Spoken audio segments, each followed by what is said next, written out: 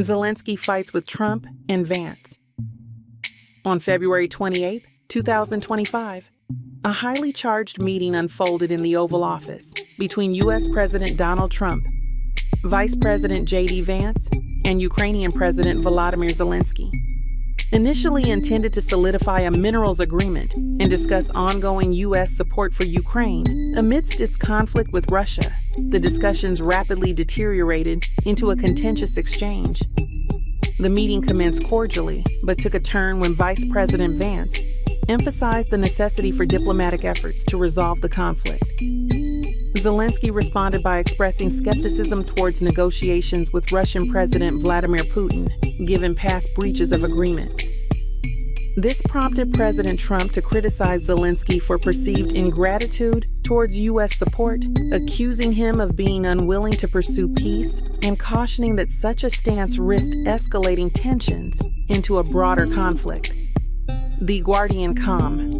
The atmosphere further deteriorated as both Trump and Vance accused Zelenskyy of disrespecting the United States. The Ukrainian ambassador to the U.S., Oksana Markarova, was visibly distressed during the exchange, a moment that quickly gained widespread attention on social media. NYPost.com.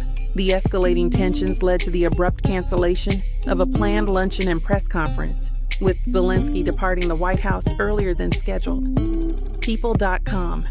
This diplomatic fallout has strained U.S.-Ukraine relations and cast uncertainty over future American support for Ukraine's defense efforts against Russian aggression.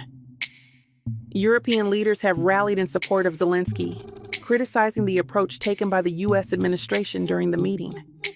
The claim that Ukraine is gambling with World War III, as reportedly stated by former President Donald Trump in his heated exchange with President Volodymyr Zelenskyy, stems from the argument that Ukraine's continued resistance against Russia, particularly with extensive Western military aid, risks escalating the conflict into a broader global war.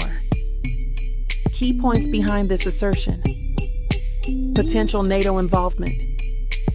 Russia has warned that Western military support for Ukraine, especially advanced weaponry, intelligence sharing, and financial aid, could eventually draw NATO into direct confrontation with Russia. If NATO forces were to become directly involved in combat operations, this could escalate into a full-scale war between nuclear-armed powers. Long-range attacks on Russian territory. Some in the U.S. and Europe worry that Ukrainian strikes inside Russian territory, whether using drones or Western-supplied missiles, could provoke a disproportionate response from Moscow.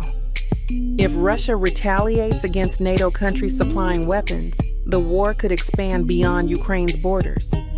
War of attrition and U.S. fatigue. Figures like Trump and Vance argue that the prolonged war, with continuous U.S. military and financial support, is unsustainable and may push Russia into more desperate measures, such as escalating attacks or using unconventional weapons. Trump has previously suggested that negotiations, rather than continued military aid, should be the priority to avoid further escalation. The nuclear threat.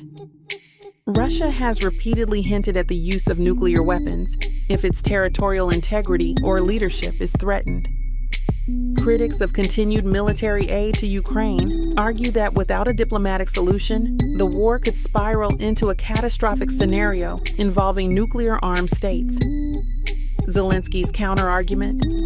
Zelenskyy and his supporters argue that Ukraine is not escalating the war, but merely defending itself against Russian aggression.